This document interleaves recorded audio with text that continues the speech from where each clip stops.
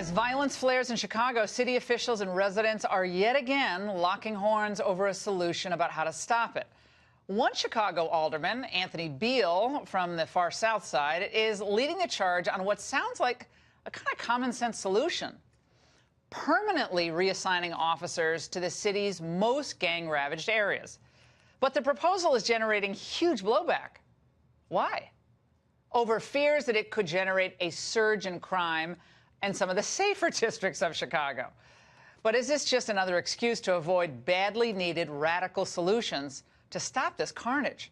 Joining us now to analyze is Horace Cooper, the co-chair of Project 21, along with Anthony Tall, a criminal defense attorney. Now, neither of you are with me in the studio, so we're going to have to deal with that. I wish you were here with me. But let's start with you, Anthony, because something has to be done in Chicago. The residents are crying out for solutions.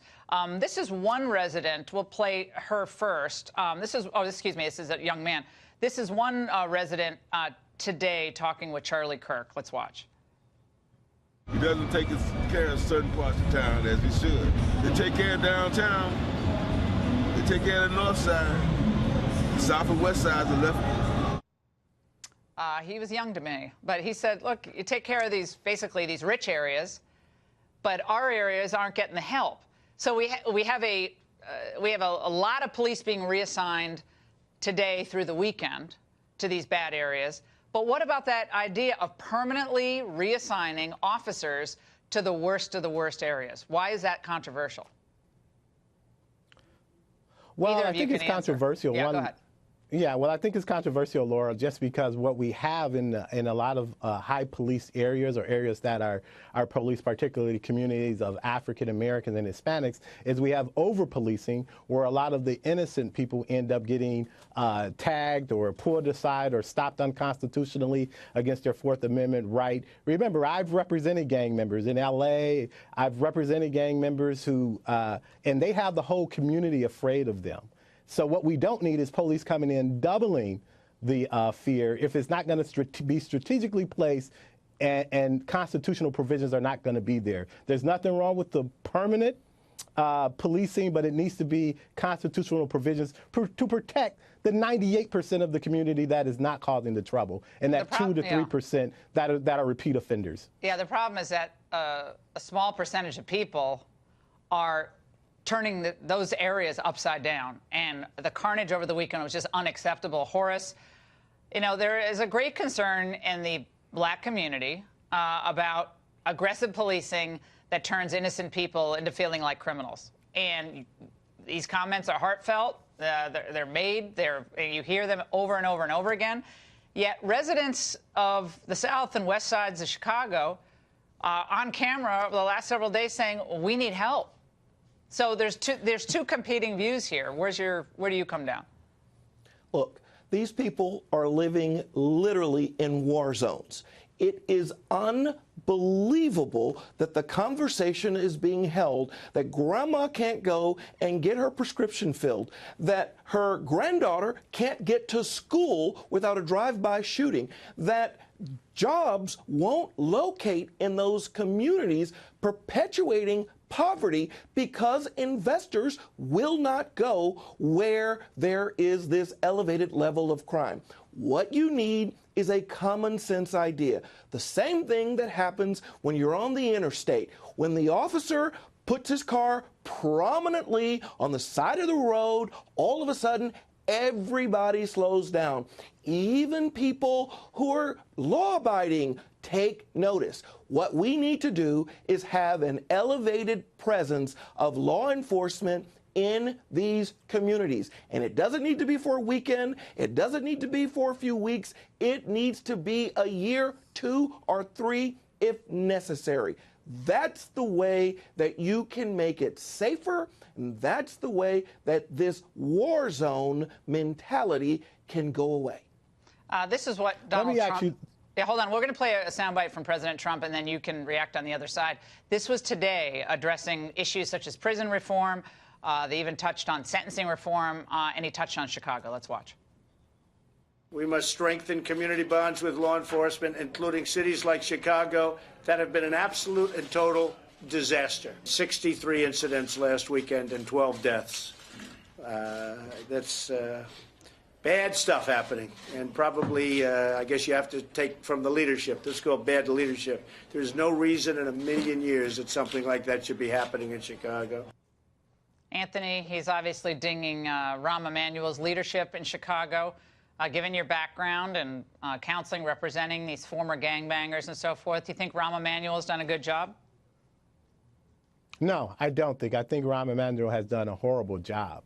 But that's not really the point. The point is, I want to ask Horace, does he really think that with the statistics that we have, where African Americans are pulled over more without reasonable cause or without probable cause, or where they're arrested more often, or where they're sentenced harsher, with all of these hard statistics, do you really want a permanent police force there that's not strategic and that's not following Fourth Amendment rules? And what are you going to do to make sure that those rules are set, that Fourth Amendment reasonable standard that the founders put in there is being followed?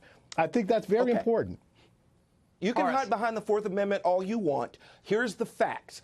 Black Americans, particularly in Chicago, are dying as a result of the failure of law enforcement to be welcomed in and to let them play the role that they're capable of doing. Here's what needs to happen. What the mayor needs to do, what the governor of the state needs to do, is create a joint task force where they immediately allow for the state law enforcement officers to come in. They also need to work with the Department of Justice, and they allow for new prosecution teams to come in. You absolutely are going to have to start sweeps. I mean, the goal. The goal, guys. Hold on. Here's the problem with that. Go ahead, real quick, and then we have to close. Go ahead. Here's the problem with that. There's white people dying in Appalachia, in Kentucky. Why aren't you so concerned about them? They're dying by numbers. I tell you why. Because when the police come there, they're not going to be over-policed as much as African Americans and as much as Hispanics are. Hold on. That is not false at all. Why aren't you concerned about them, Horace? Hold on. Why aren't you concerned about them? They're dying in numbers. Yeah, Anthony, we're concerned about all people here on this show. But the Chicago murder rate is still unacceptably high. It's higher than New York. It's higher than Los Angeles. Stratospheric. It has to change. I think we all want that. We differ on how to get there, but we all want it to change. We don't want people pulled over unnecessarily. We don't want people's constitutional rights violated. Sometimes the police will probably pull someone over, and it won't be fair. I understand that happens, and that's terrible. But if you can save lives this weekend and every weekend in the summer and beyond with smarter policing, with smarter community involvement, maybe President Trump can, offer some solutions with other faith-based leaders. That's a good thing. And I think we all have to get out of our corners and come together and get back to basics. In all parts of the country where we're having problems, whether it's opioid, Chicago, Burlington, Vermont, where they have a huge drug trade, we got to get together as a country and solve this stuff, guys, because otherwise we're just going to keep losing Americans unnecessarily. Anthony. Yes, I agree with all of that. I don't want the environment of police being there to create more criminals, incarcerate more people, and those people go back into the community and create more crime. That's what I want to safeguard against. There's nothing wrong with that. Those talking points are killing people. There is a small number of people in these communities that are creating a nightmarish existence. Yeah, guys, those people need to be pulled out of the circumstance. They got to be taken out of the community. They've got to be incarcerated, and that, if not, we're going to see kids on bicycles killed again, as we did last weekend. All right, guys, great segment. Thanks so much.